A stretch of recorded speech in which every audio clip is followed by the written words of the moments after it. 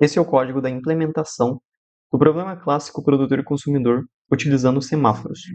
Ao início do código, a gente consegue visualizar a importação das bibliotecas que a gente vai estar utilizando durante a execução do código. Bom, basicamente é a biblioteca threading, que a gente vai estar utilizando, criando algumas threads e também utilizando a estrutura semáforo. A gente tem a biblioteca time para simular o tempo de produção de um item pela função produtor e também o tempo de consumo pela nossa função consumidor. Além disso, a gente também tem a última biblioteca, que é a random, que ela vai randomizar um item para ser colocado dentro do nosso buffer compartilhado. A gente tem uma configuração inicial do nosso código. A primeira delas é que o tamanho do buffer e número de produção vai ser 5 e 8.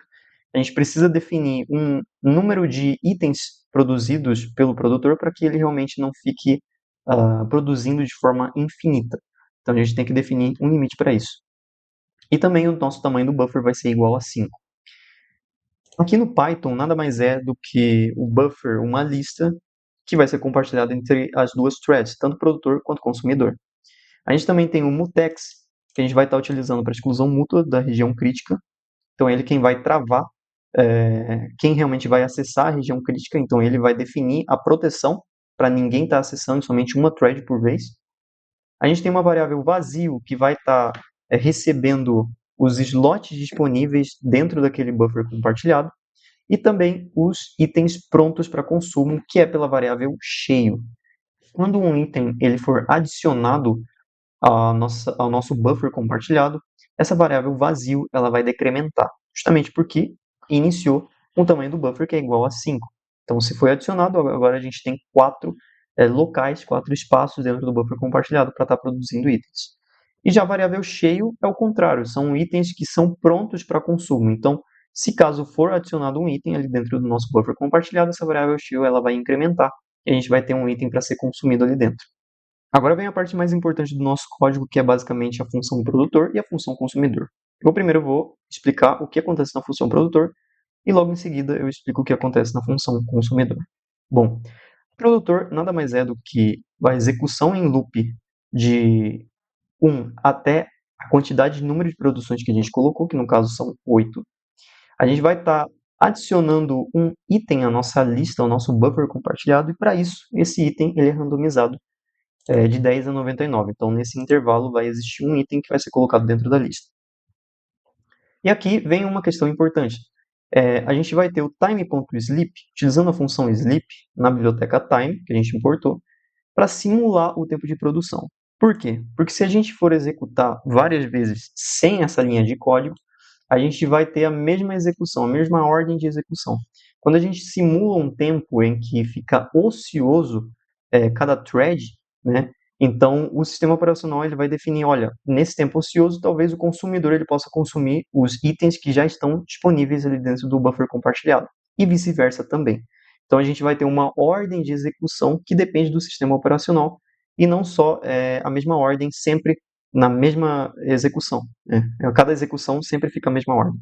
Continuando, a gente tem a variável vazio, que ela chama o método acquire, né, a função acquire. O que essa função ela vai ficar responsável? Bom, ela vai ficar responsável por estar escutando, basicamente, um sinal que vai vir de alguém.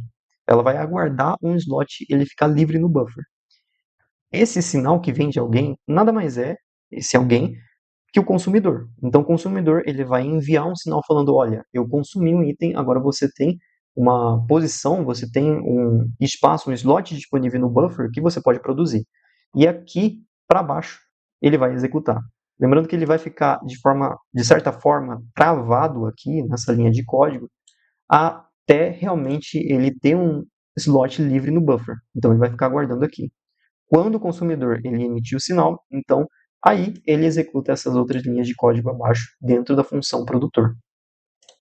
E bom, pela palavra reservada with com a nossa variável mutex, que basicamente é quem trava e destrava quem realmente vai acessar a thread, a gente tem uma região crítica protegida.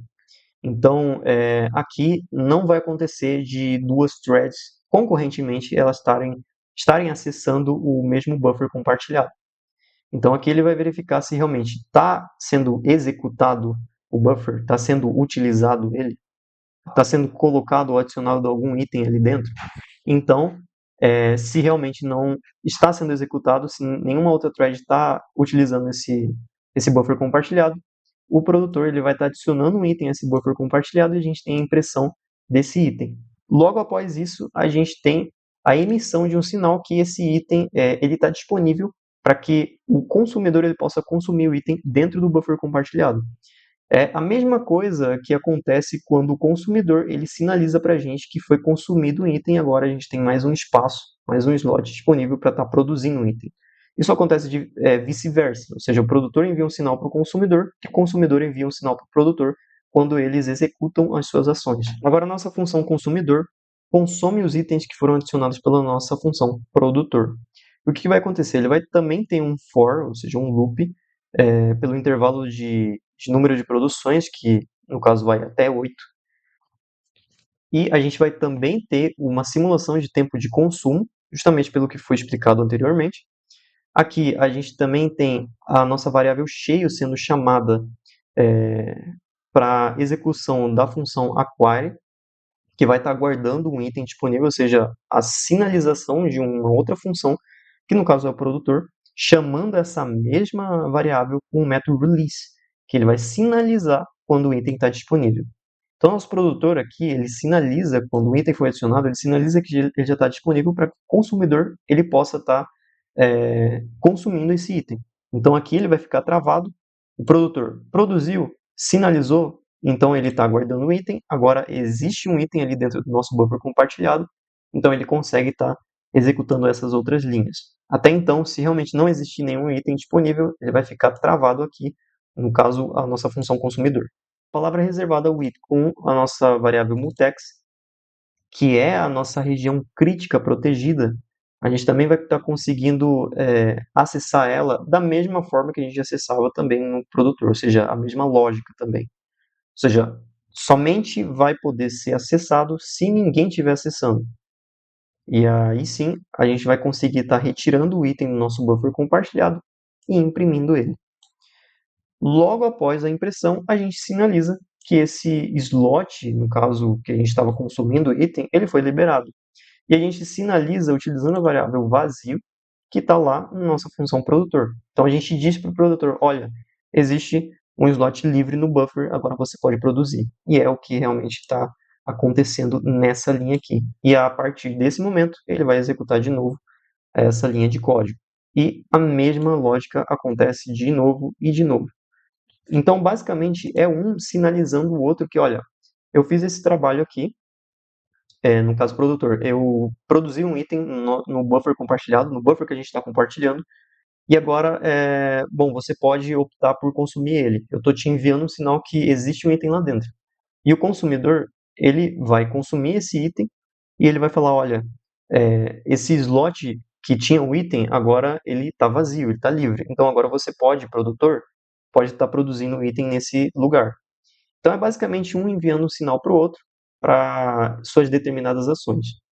Por último, a gente tem a nossa main, que é onde vai ser chamado as criadas e também serão chamadas as nossas funções e as threads para serem executadas.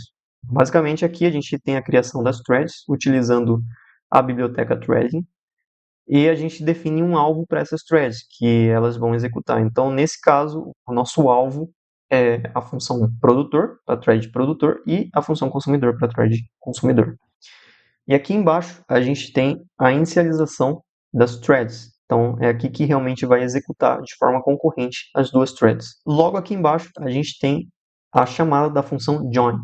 Basicamente, a função join permite que as threads elas realmente finalizem depois que executarem o que foi prescrito a elas.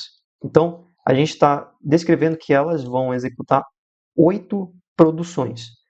Então, a thread produtor ele vai produzir 8 itens e a thread consumidor vai consumir 8 itens. A partir do momento em que o produtor ele produziu esses 8 itens, ele para a execução, ou seja, a thread ela termina.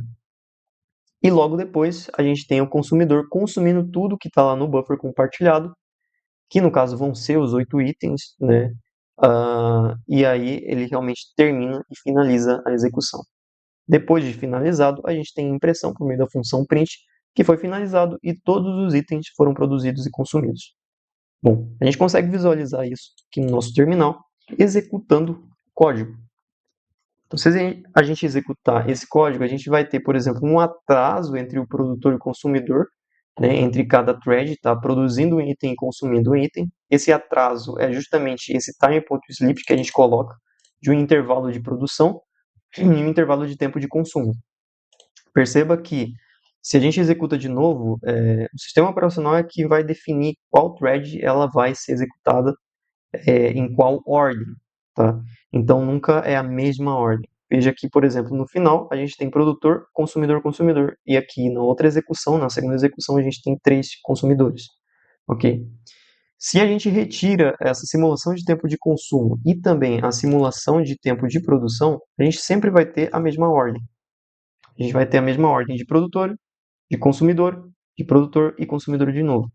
Se a gente executar de novo, é a mesma ordem. Sempre a mesma ordem, a única coisa que muda é os itens que são produzidos ali dentro, porque esses itens eles são randomizados, então realmente ele vai mudar a cada execução do código. Por isso que a gente simula o tempo de produção e o tempo de consumo, para que essa ordem ela também mude. E a gente consiga visualizar os itens sendo produzidos, no caso, qual item foi produzido pelo produtor, qual item foi consumido pelo consumidor, e também o buffer em cada execução de cada thread.